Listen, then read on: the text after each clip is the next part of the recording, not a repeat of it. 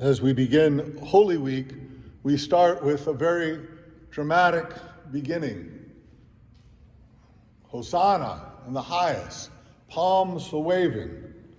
And then we read the story of the Passion, just up until the death of Jesus. We change the color to red. We have the palms and the blessing. And at least when I was a kid, it was quite exciting to scream, "Crucify him, crucify him." I mean, it was just so dramatic, so powerful. Now we say, "Let him be crucified," and we put it in the passive voice. It's sort of sad. I don't know why they changed the translation. The drama of crucify him really gets to the root of the passion of the folks who were gathered there, who wanted revenge and death. And you have to ask, why were they wanting so strongly, so vehemently, this crucifixion of this man? How were their lives going to be improved if Jesus were crucified? Because we're told, and it's happened right here at the beginning of our Mass, that the same group of people in large crowds were yelling, "Hosanna, Hosanna, the King of David. Praise this man coming into our city." There was a joyous event to welcome Jesus. And yet, within a week's time, they were yelling, "Crucify him, crucify him." Thus it is with mob rule. Today, across the country, we've been having these assemblies, these protests. And for whatever your politics are, when people are angry and want something done or something changed, they gather together and they march together and they let the will of the enormous crowd make an impact on whoever's in charge making decisions. And that's certainly what they were doing when they yelled, "Crucify him, crucify him."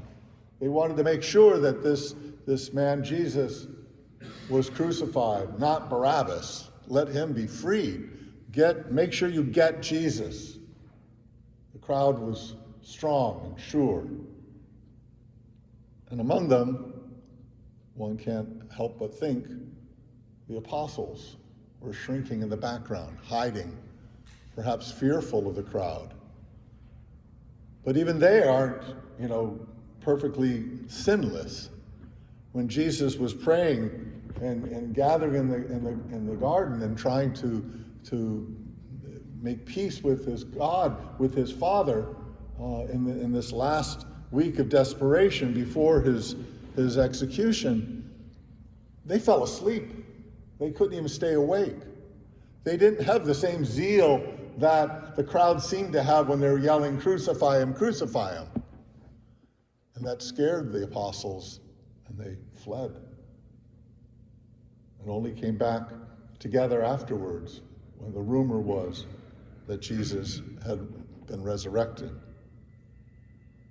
But the crowd at the beginning of the week, the Hosanna crowd, who, by the way, was most of the same people at the end. I mean, it's not that big of a city. The crowds that came out to clamor after Jesus were the same that said, "Crucify him." Much like in any country. The election goes one way, one election, and then it swings the other way the next election. And then there's still the same people, but the will of the crowd seems to change every time. And the will of the crowd yelling Hosanna wanted the King David to return. They wanted the Messiah, the one who was going to bring the people of Israel back to greatness. And perhaps that's what made them turn, because by the end of the week they realized he wasn't going to bring them to greatness. He wasn't the great political leader they thought he was going to be. They had put much hope in this Messiah who was going to throw out the Romans and tear down the enemy's power and allow the people of Israel to once again be a great nation. And yet within a week, Jesus was arrested.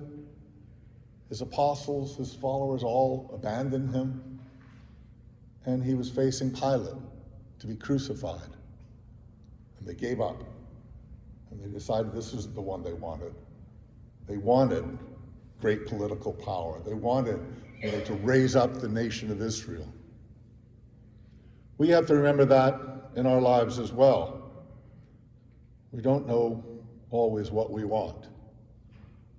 And when we're most agitated and most worked up about something, that might be when we're in the wrong way, facing the wrong direction, cheering for the wrong thing.